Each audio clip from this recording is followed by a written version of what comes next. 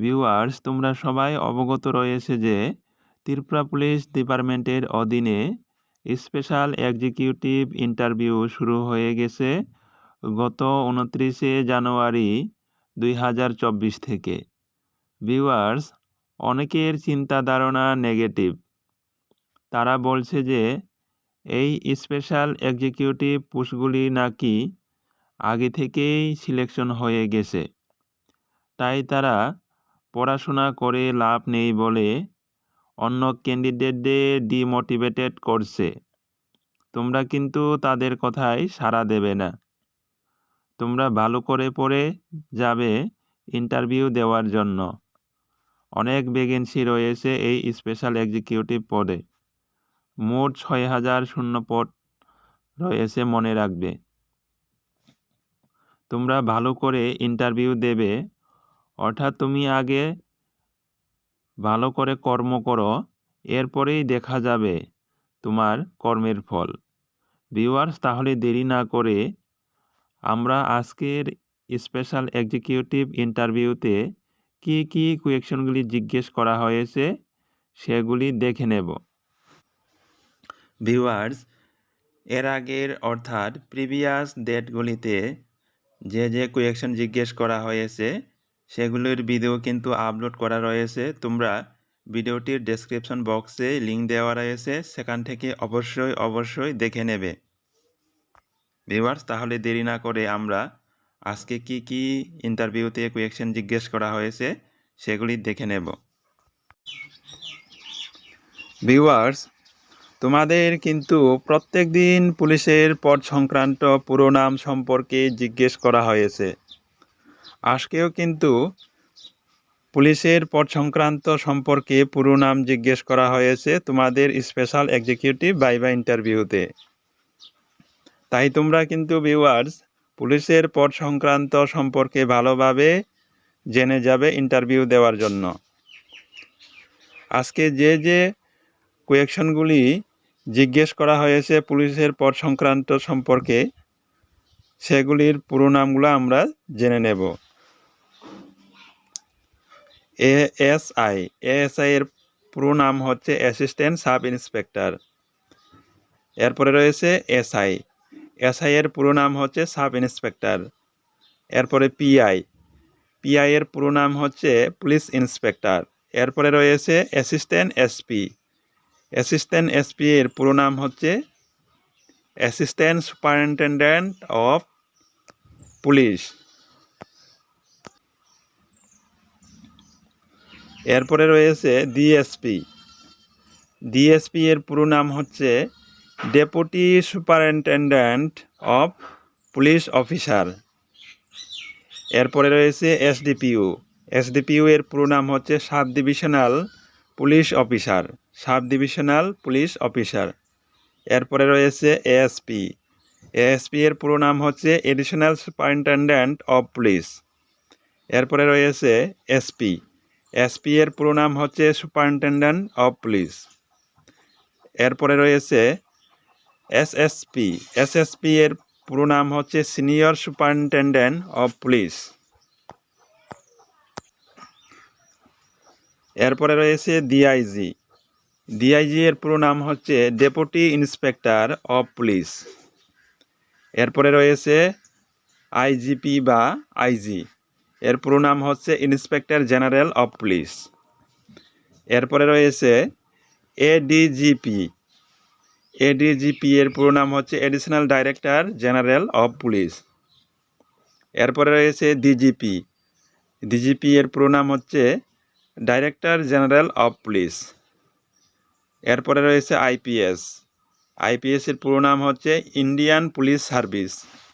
Viewers, এখান থেকে কিন্তু তোমাদের স্পেশাল এক্সিকিউটিভ ভাইভা ইন্টারভিউতে একটা না একটা প্রশ্ন করবেই, 100% গ্যারান্টি দিয়ে দিচ্ছি তোমাদের।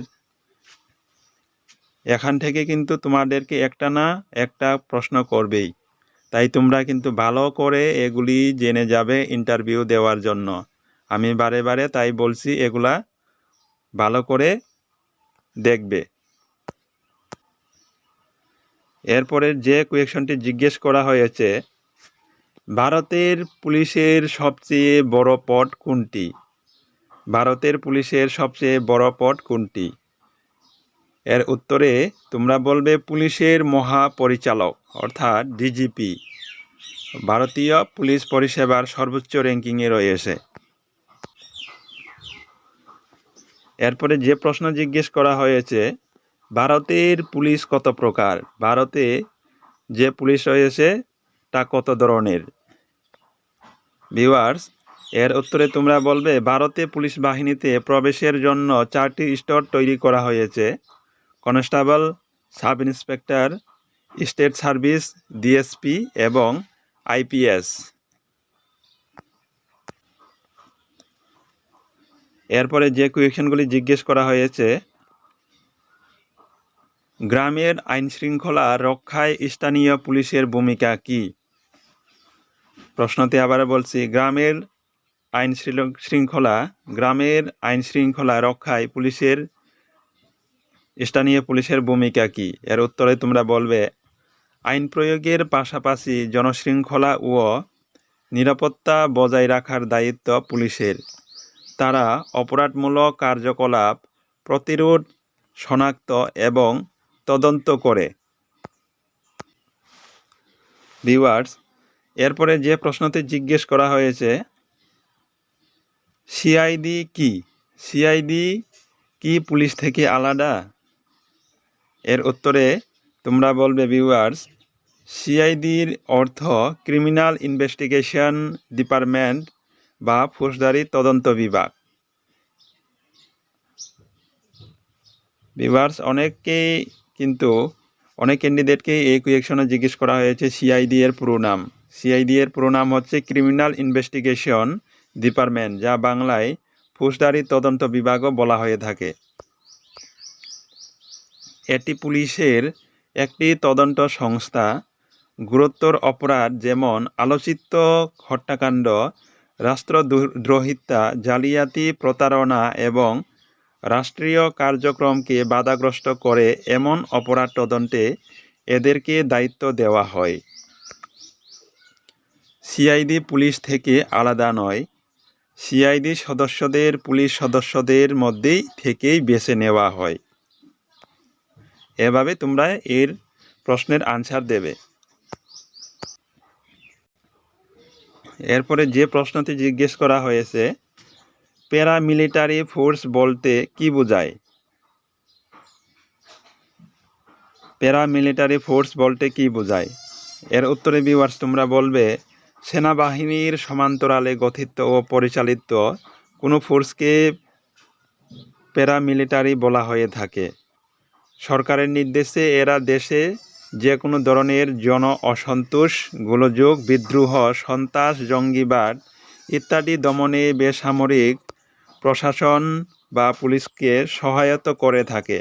যেমন বিএসএফ, যারা সীমান্ত রক্ষার পাশাপাশি বিশেষ দায়িত্ব পালন করে থাকে।